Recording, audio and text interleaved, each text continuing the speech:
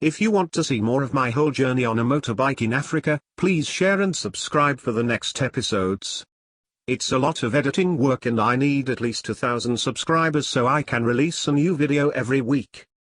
If you have any questions about my trip, please leave a comment below.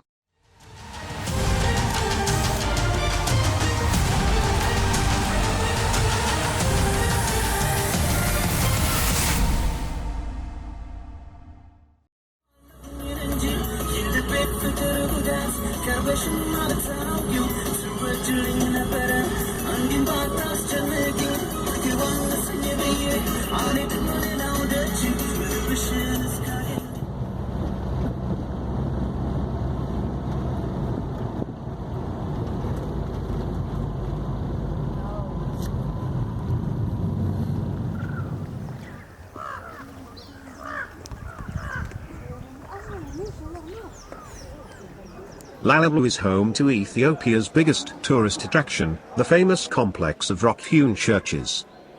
The entrance for foreigners was an abusive fee of €50.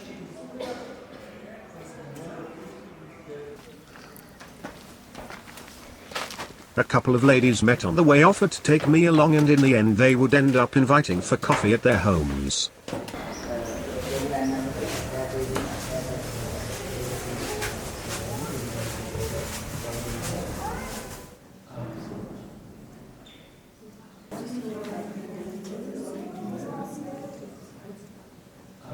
There are 11 churches in two groups excavated around the year 12100. Ethiopia's history is very particular in comparison to its neighbors. Another national pride is that it has been the only African nation not colonized by bloody Europeans.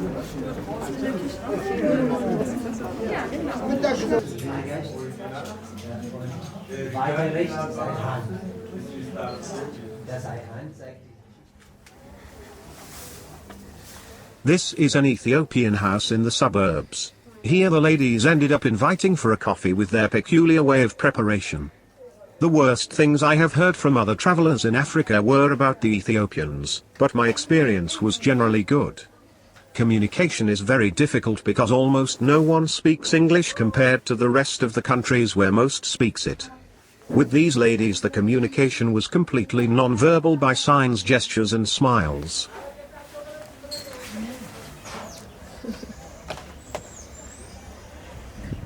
The floor was covered with grass because of decoration for the Timcat. The celebrations continued for several days.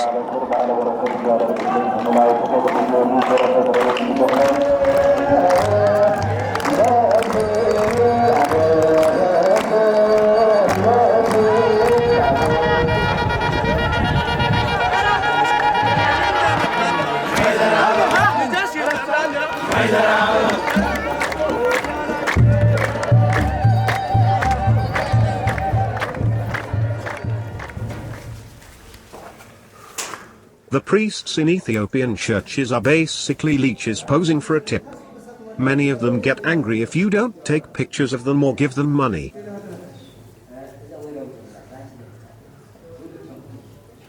Ethiopia is a country the size of Portugal, Spain and France together, which for lack of time I could only travel in the north. The 80 ethnic groups that populate it are also an echo of the diversity of the landscape, mostly green mountains although we are in the dry season.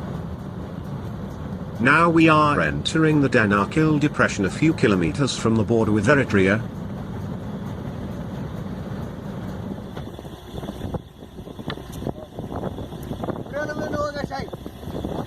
Here it is necessary to carry an escort because from time to time there are armed skirmishes.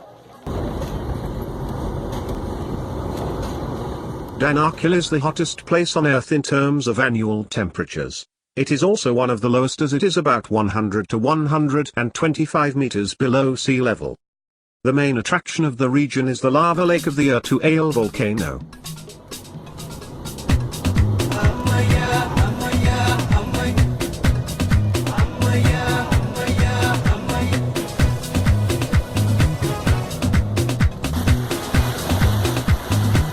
No one imagines going to the hottest place on Earth to find it full of water. The reason was the wind that blew continuously those days, dragging the water from a nearby lake, flooding the entire plain, which as you can see is composed of salt.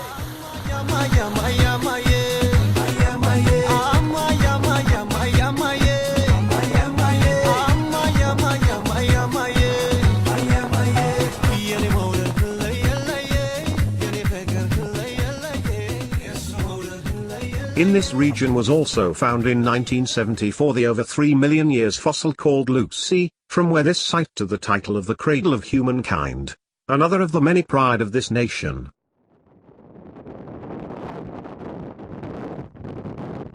I had bad luck with the weather, which was very windy. It was impossible to fly the drone and very difficult to record handheld with a shaking camera.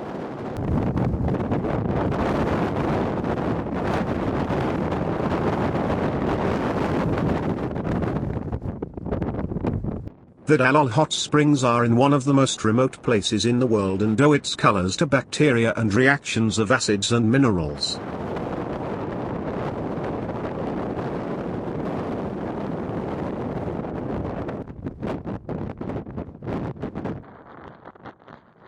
Salt mountains on a lunar landscape.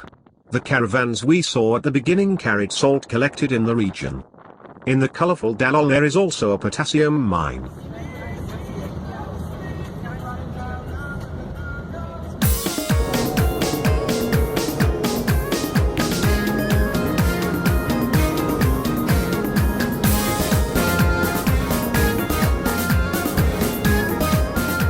The landscape of Tigray is one of the most impressive in Ethiopia, with its rock-hewn churches on mountain tops with cliffs which have to be climbed to get to them.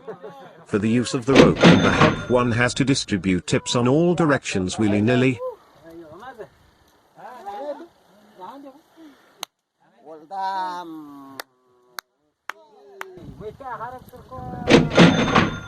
The Church of Abuna can easily hold the title of being the most dangerous in the world. After climbing the cliff with a rope, you had to go over one of those dry branches and then pass a ledge next to a free fall of 200 meters or 50 floors, on top of gusts of wobbly wind.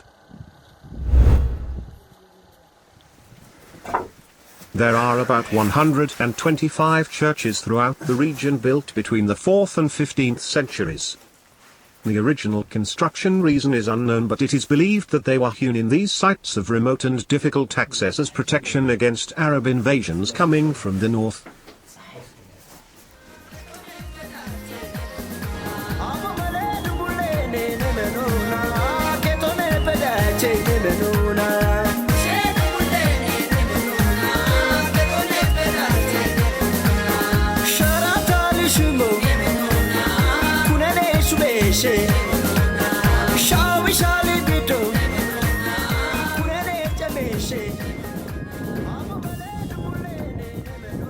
This boy followed us for several hours after the pseudo-adult guides gave up showing us the way.